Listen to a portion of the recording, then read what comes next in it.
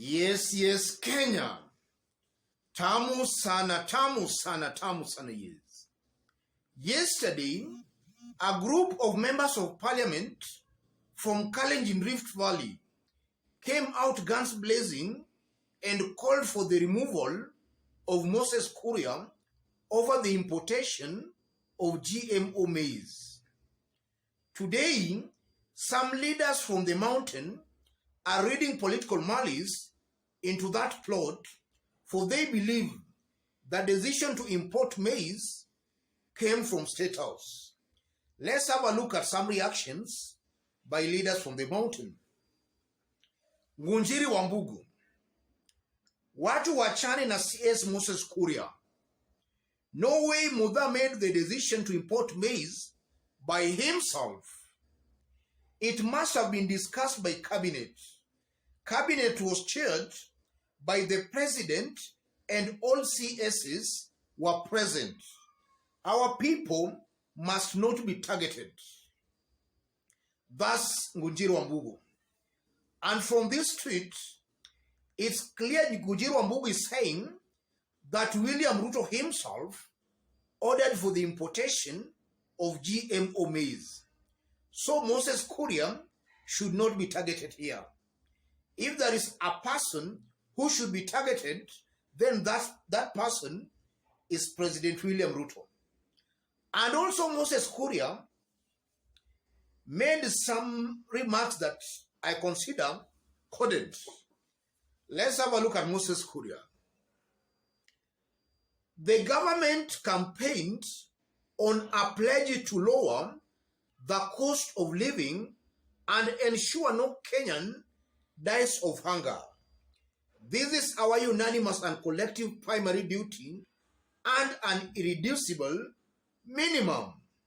We will do exactly that even as we safeguard the interest of farmers. Bora Uwai, Siasa Badai. Trade Cabinet Secretary Moses Kuria. Those remarks by Moses Kuria are not as direct as they appear. Moses Kuria is sending a coded message. Something I want us to have a look at here to see exactly the games being played behind the scenes. If you are watching us for the very first time, subscribe, give this video a like. Yes. If you look at the post by Ngunjiri Wambugu and then you compare it to those remarks by Moses Kuria, these are two leaders reading from the same page. Ngunjiri Wambugu is saying that the decision to import maize was made at the cabinet. Moses Kuria is also just confirming that. Let me read it for you. This is our unanimous and collective primary duty and an irreducible minimum. Moses Kuria is trying to defend himself. For now, he's being accused that is the person allowing the importation of maize. Moses Kuria here is just trying to say it was a unanimous government decision. The same message and language Ngunjiri Wambugu is speaking. Ngunjiri Wambugu believes William Ruto is setting up Moses Kuria. Moses Kuria, from these remarks, also believes that's exactly what is happening. What does that mean, ladies and gentlemen? The first meaning, I'm seeing power struggle between the mountain and the Rift Valley. Just some few days ago, before voting for Yala nomination MPs, we were meant to believe that Rift Valley leaders, or rather members of parliament from Rift Valley, struck some deals to make sure no leader from the mountain got a slot in the Yala nominations. And there was also a meeting, Kenya Kwanza Parliamentary Group meeting, at State House, where they endorsed a list of 5 EALA nominees.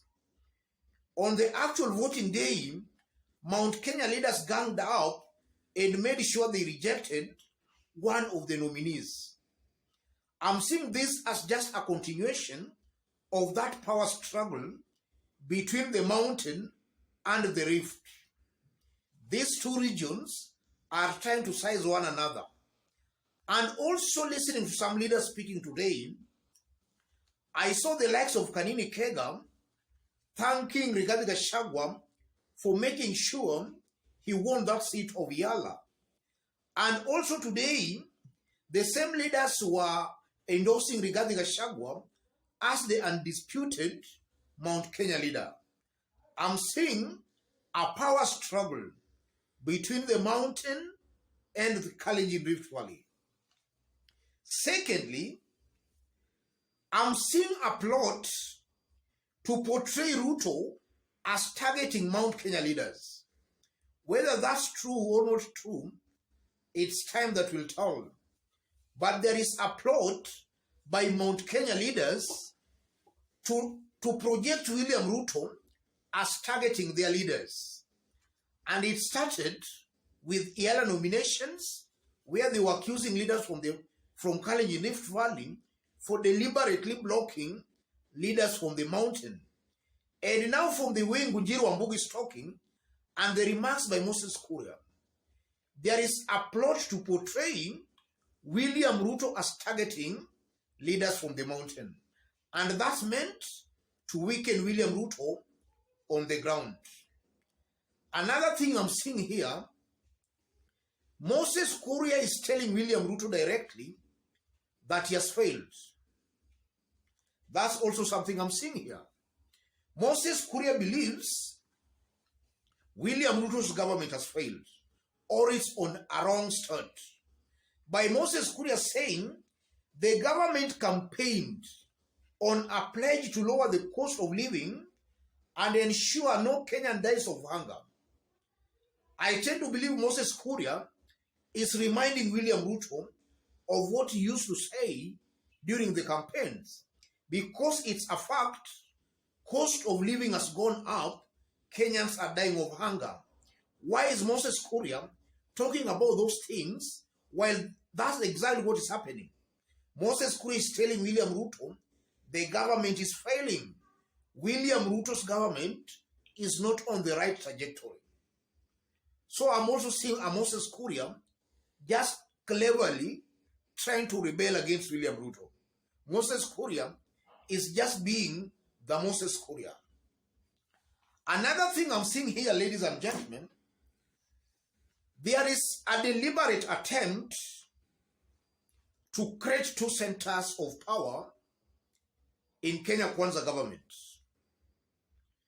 There is a deliberate scheme to make sure that centers of power are two, so that if leaders cannot access William Ruto, they will most likely access another center of power who happens to be Rigathi Gachagua. I'm seeing that attempt to create that. And that's why we are seeing Rigathi Gachagua being crowned as the mountain kingpin. You are seeing Moses Kuria speaking in accordant language. I'm seeing that attempt, ladies and gentlemen. And then finally, Kuria, or rather, if you look at what is currently happening in William Ruto's government, just as I've been saying here, I'm seeing a totally confused government.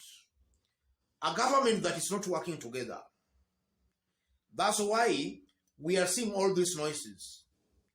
It appears that William Ruto, there are some decisions being made at State House and some may be being made by the roadside. So I'm just seeing a totally confused government. Let me stop it there. But in case you are watching us for the very first time, but so far you have not yet subscribed, kindly subscribe, give this video a like. And to our fans and subscribers here, I've pinned my number on the comment section.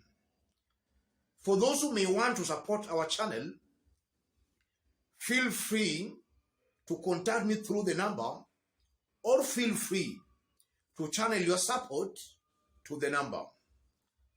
And to any other person watching us outside Kenya, drop a comment, let us know from which part of the globe you are watching us from. If possible, subscribe, give this video a like. Those remarks by Moses Kuria, Gunjiri Wambugu, confirms the widening split between the mountain and Kalenjin Rift Valley, the shadow boxing between Rigathi Gachagua and William Ruto. Moses Kuria is also sending a coded message to Ruto, a warning to William Ruto. Your government is not delivering on its campaign promises. That's exactly what is happening here, ladies and gentlemen. God bless you. God bless Kenya.